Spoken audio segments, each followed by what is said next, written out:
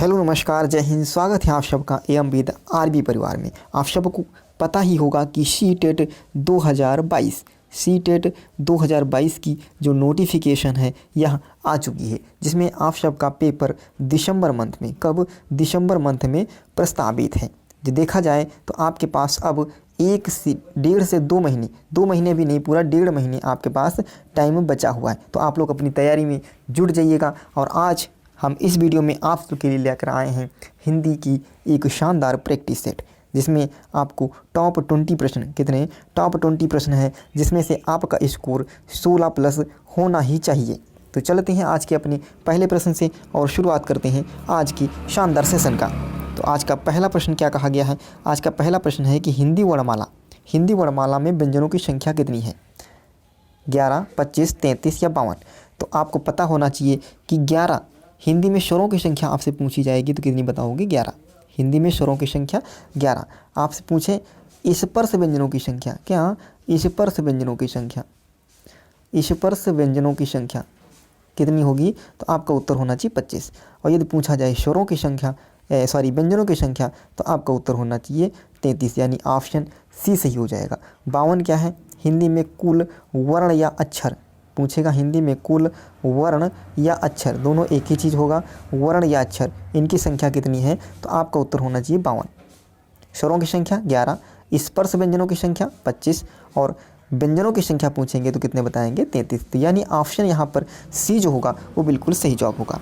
अगले प्रश्न की ओर बढ़ेंगे। अगला प्रश्न क्या है कि श्री कामता प्रसाद गुरु जी के अनुसार विराम चिन्हों की संख्या को किस भाषा से लिया, यानी विराम चिन्हों को किस भाषा से लिया माना गया है? अरबी, अंग्रेजी, चीनी या फ्रेंच?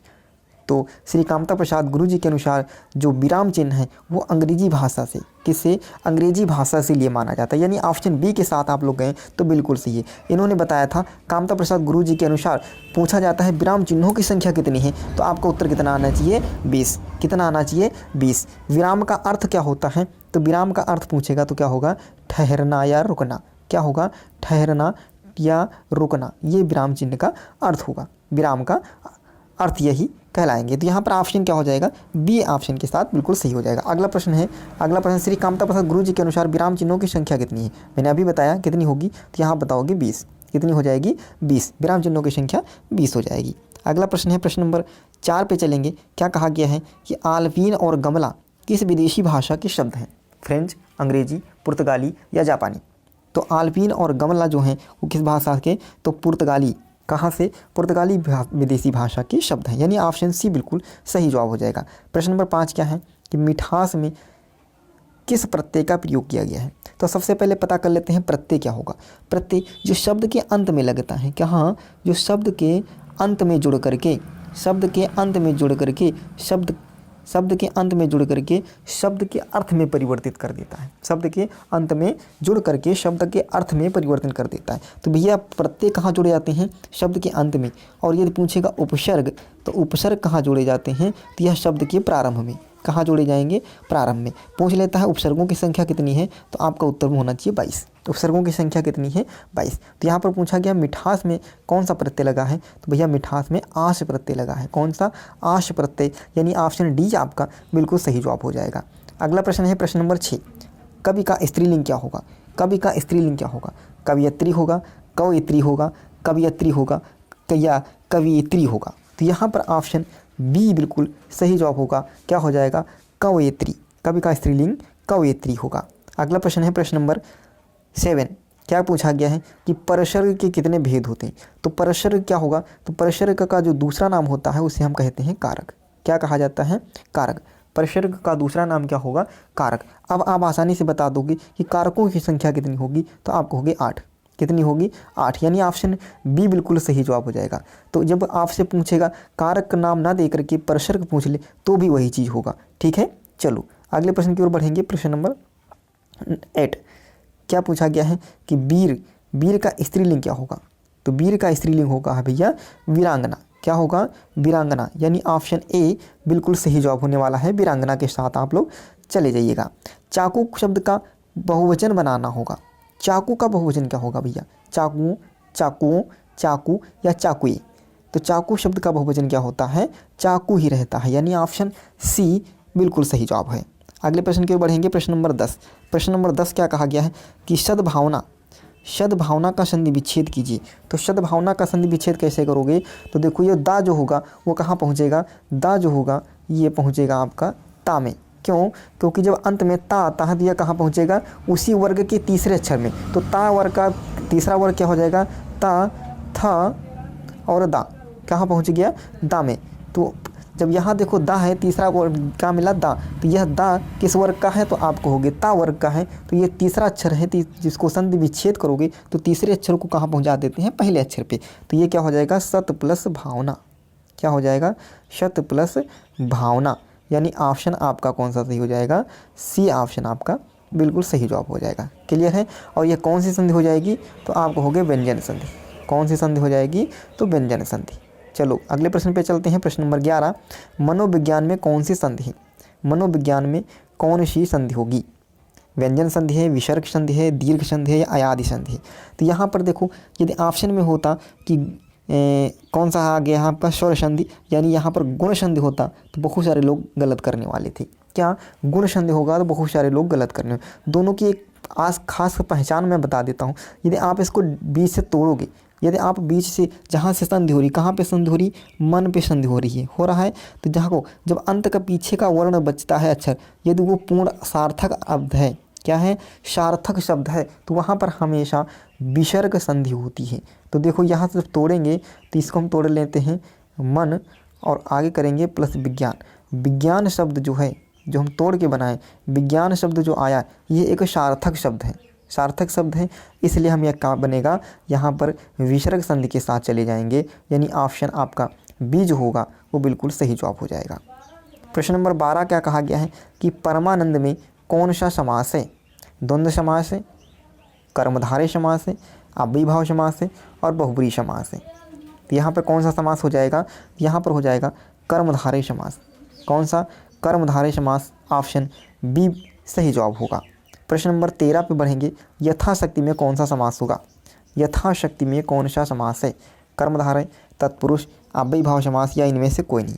तो यहाँ पर क्या हो जाएगा, अव्ययीभाव समास हो जाएगा, यानी ऑप्शन सी सही हो जाएगा।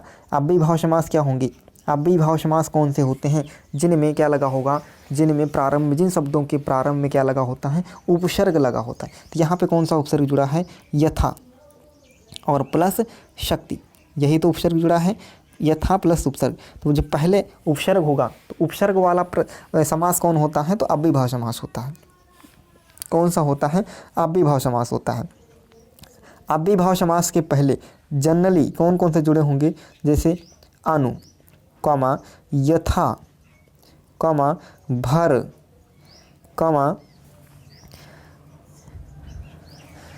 ये आपके जो शब्द होते हैं ये आपके प्रारंभ में जुड़े होंगे, शब्द की कहाँ जुड़े होंगे, प्रारंभ में। जैसे भरपेट, तो भरपेट में कौन सा समास हो जाएगा, तो आप कहोगे अव्ययीभाव समास हो जाएगा। क्लियर भैया। यथाशक्ति में कौन सा समास हो गया, तो यहाँ पर अव्ययीभाव समास हो गया। चलो अगले प्रश्न की ओर बढ़ेंगे। अगला प्रश्न क्या कहा गया है, गौरव का विलोम शब्द, गौरव का विलोम शब्द है लाघव, लघुता, लघुतम या लघुत्व। तो गौरव का जो विलोम शब्द होगा वो लाघव हो जाएगा, यानी ऑप्शन ए सही जवाब हो जाएगा। अगले प्रश्न पे चलेंगे, प्रश्न नंबर 15। जंगम का विलोम शब्द है, खूब पूछा जाता है कि जंगम का विलोम शब्द है। अभी जो पेट का पेपर हुआ था उसमें भी ये पूछा गया था, जंगम का विलोम शब्द। तो जंगम का विलोम शब्द क्या होगा, यथावर, यानी ऑप्शन सी जो होगा वो बिल्कुल सही जवाब होने वाला है। अगले प्रश्न पे चलेंगे, प्रश्न नंबर 5। घोड़ा का पर्यायवाची, घोड़ा का पर्यायवाची शब्द नहीं है। इस नहीं शब्द को जरूर ध्यान में रखना कि घोड़ा का पर्यायवाची शब्द नहीं है। तो कौन सा नहीं, अश्व, सैंधव, घोटक या कलापी, कौन सा नहीं है। तो यहाँ पर आप देखोगे तीनों जो होंगे, शुरुआत के जो तीनों होंगे ये घोड़ा के पर्यायवाची हैं। किसके, घोड़ा के पर्यायवाची हैं।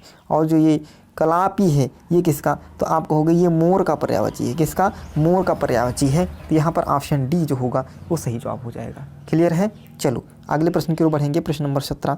जंगल में लगने वाली आगों को क्या कहते हैं, जठराग्नि, दावानल, बड़वानल या इनमें से कोई नहीं। तो इसे क्या कहेंगे, तो इसके लिए हम ऑप्शन कौन सा चूज करें। देखो जो बड़वानल होगा, बड़वानल ये क्या होगा, समुद्र में लगने वाली आग को, कौन सी, समुद्र में लगने वाली आग, समुद्र में लगने वाली आग, उसको हम क्या कहेंगे, बड़वानल। और जठराग्नि क्या कहेंगे, ये जो पेट में लगने वाली आग, जो पेट में लगने वाली आग उसको क्या कहेंगे, जठराग्नि। तो यहाँ पर ऑप्शन का कौन सा सही हो जाएगा, बी ऑप्शन सही हो जाएगा, दावानल। जंगल में लगने वाली आग को क्या कहेंगे, दावानल। क्लियर है। चलो प्रश्न नंबर 18 पे पहुँचेंगे।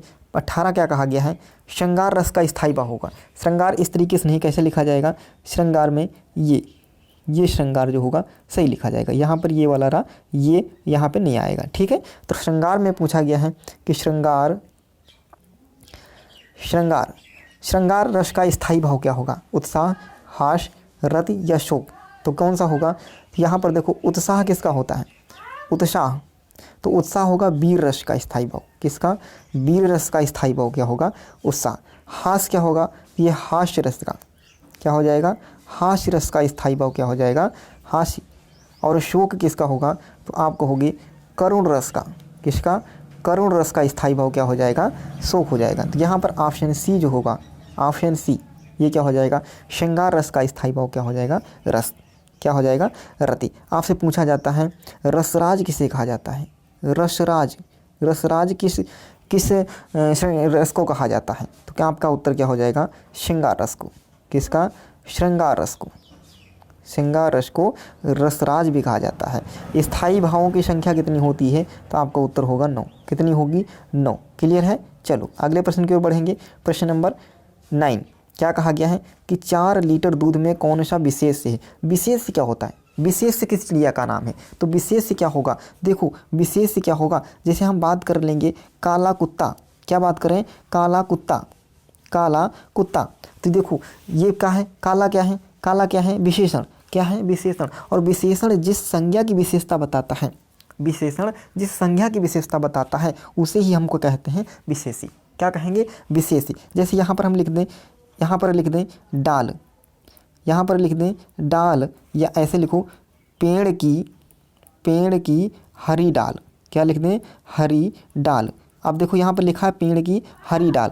पेड़ क्या है, संज्ञा है। पेड़ क्या है, संज्ञा है। डाल क्या है, संज्ञा है। लेकिन यह पेड़ जो होगा ये विशेष नहीं होगा। क्यों नहीं होगा, क्योंकि इसकी कोई विशेषता नहीं बता रहे हैं। लेकिन यहाँ पर क्या है, डाल, डाल क्या है, संज्ञा है। संज्ञा क्या होगा, विशेष होगा। डाल क्या होगा, विशेष हो। क्यों, क्योंकि इस डाल की जो विशेषता बताई जा रही है वो कैसी है, हरी है। और हरा क्या है, हरा है, हरी है, विशेषण। क्या है, विशेषण है, विशेषण है। तो विशेषण जिस संज्ञा की विशेषता बताता है वही क्या कहलाएगा, विशेष्य कहलाता है। क्लियर भैया, विशेष्य कहलाएगा। तो यहाँ पर देखो क्या कर रहा है, 4 लीटर दूध।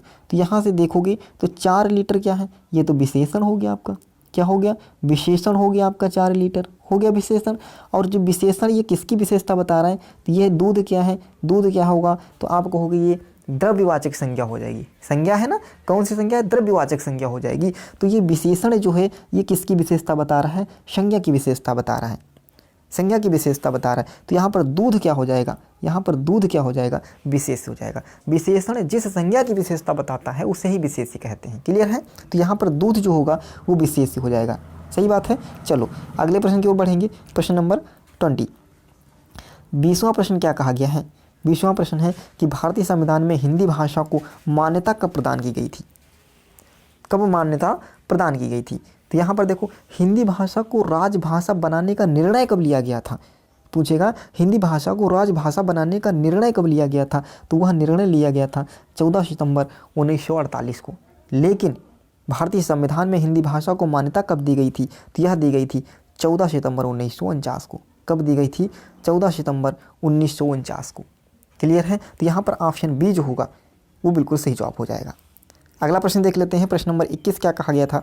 प्रश्न नंबर 21 है कि विश्व में हिंदी दिवस कब मनाया जाता है, 14 सितंबर, 14 दिसंबर, 10 जनवरी या 10 अक्टूबर।